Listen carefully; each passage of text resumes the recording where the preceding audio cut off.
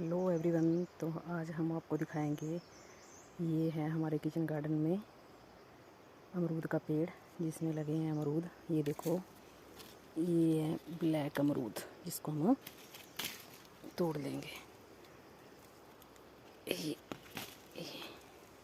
देखो, आपने ग्रीन वाले तो खाए होंगे, पर ब्लैक वाला भी खाया है तो कमेंट में ज़रूर बताएं। ये हमारे घर में किचन गार्डन में तैयार हुए हैं। ये देखो।